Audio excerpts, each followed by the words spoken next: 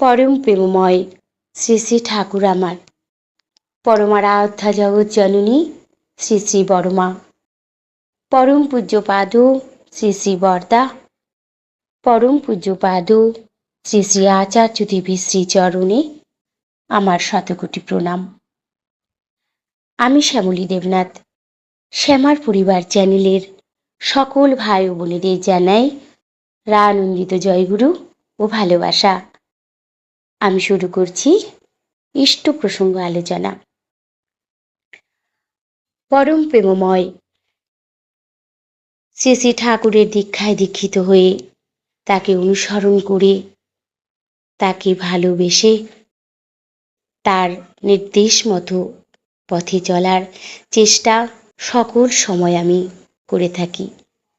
আমি সকল সময় তার দয়া উপলব্ধি করি।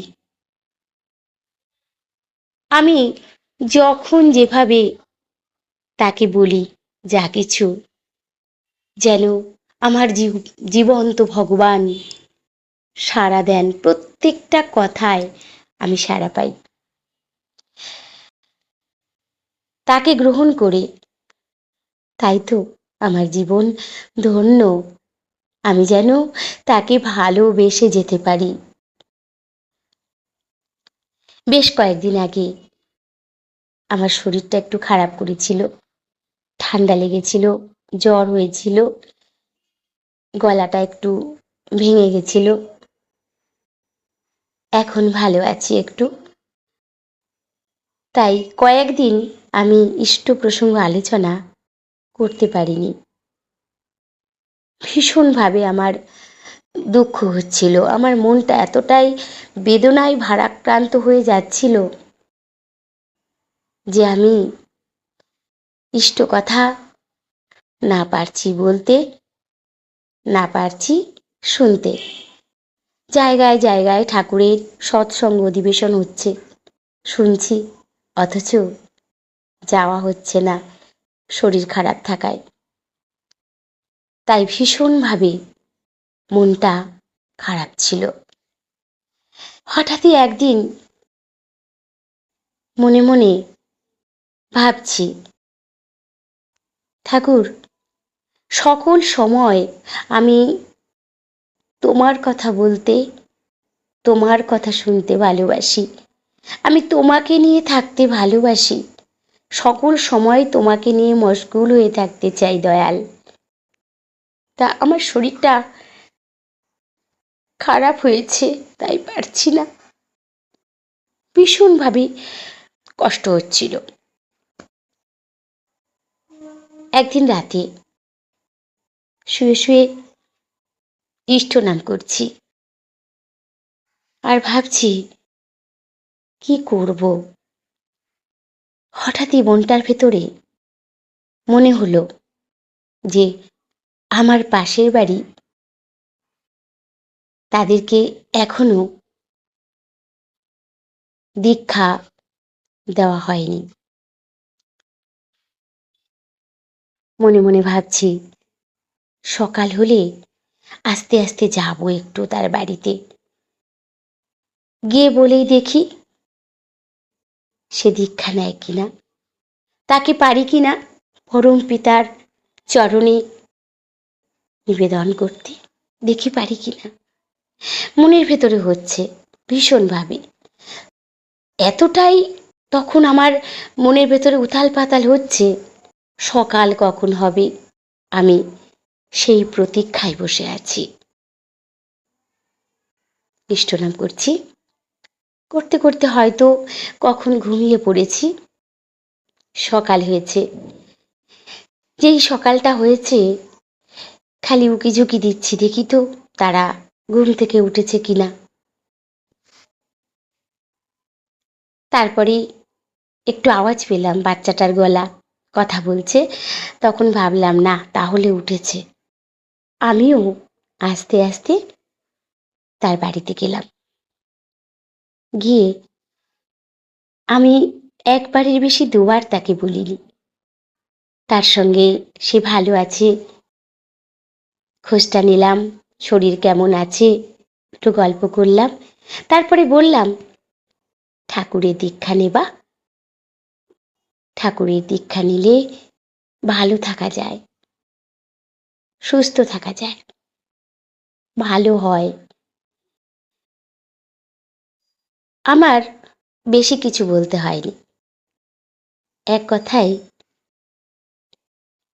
সেই বাড়ির ছেলেটি বলছে, দীক্ষা তো নিতেই হবে, বয়স হয়ে যাচ্ছে, দীক্ষা তো নিতেই হবে, সে যে ঠাকুরেরই হোক, দীক্ষা তো নিতেই হবে। তখন আমি বলছি, বয়স হয়ে যাচ্ছে, দীক্ষা নিতে হবে, আর দেরি নয়। তখন বলছে, না আর কদিন যাক, 7 দিন যাক, তারপরে নেব। তখন আমি বললাম, এই জিনিসে দেরি করতে নেই বাবা, আমি বলছে যখন তখন নেওয়া যায়। আমি বলছি, যখন তখনই নেওয়া যায়, এর জন্য কোনো রকম সেই যেমন উপোস থাকা, অনেক কিছু করা, ওসব নেই বাবা, ঠাকুরের নাম জাস্ট নেবা তুমি, নেওয়া যায়। তখন সে বলছে, ঠিক আছে আমি নেব, তবে 7 দিন পরে আমি বলবো তোমাকে। তার বউটি বলছে, কেন, তোমার কি অসুবিধা? এবারে ওদের স্বামী স্ত্রীর মধ্যে কথা হচ্ছে। আমি তখন বললাম, এসব কাজে দেরি করতে নেই বাবা, দেরি করতে নেই। আমি বা কেন আসবো তোমার কাছে সোনা, আমি এসেছি, ব্যাস আমাকে বলে দিল কি কি লাগবে বলো, আর তুমি দিন ধার্য করো তোমার মনের মতো করে, কোন দিন আমি দীক্ষা নেব।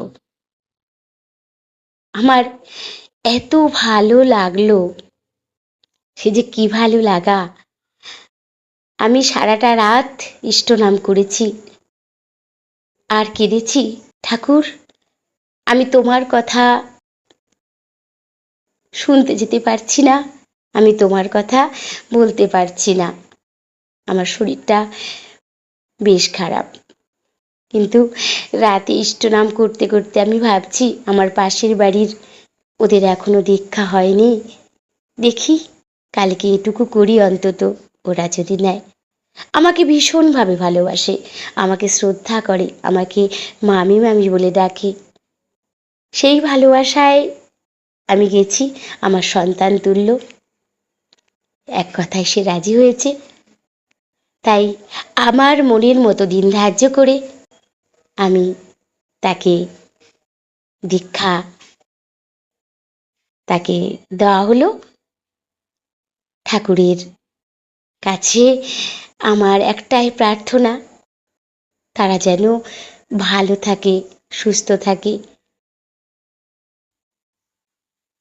তার এতটা আকুতি, এতটা মানে সে আমায় বলছে কি কি লাগবে, আমি বলছি কিচ্ছু লাগবে না, কারণ আমি জানি তার অর্থের দিক থেকে সে একটু কমা, কোনো রকম কাজ করে, দিন চলে।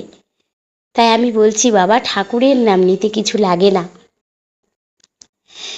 তবুও যা যা লাগে সে সব কিছু জোগাড় করেছে, করে ঠাকুরের দীক্ষা নিয়েছে। পরম পিতার চরণে আমি সকল সময় প্রার্থনা জানাই, ঠাকুর তুমি ভালো রেখো ওদের সুস্থ রেখো। তখন আমি ওদেরকে বললাম, আজ থেকে তোমাদের সঙ্গে আমার সম্পর্কটা আরো তর থেকে আরো তর গভীর হয়ে গেল, আমরা গুরু ভাই বোন। খুব ভালো লেগেছে। আর পরবর্তী আরো যেটুকু আছে তার আকুতি, সেগুলি আর একদিন আমি বলবো। আজ ইষ্ট প্রসঙ্গ আলোচনা এটুকুই থাক। সবাই ভালো থাকবেন, সুস্থ থাকবেন। আমি সকলের জন্য পরম পিতার চরণে প্রার্থনা জানাই। জয় গুরু, বন্দে পুরুষোত্তমম।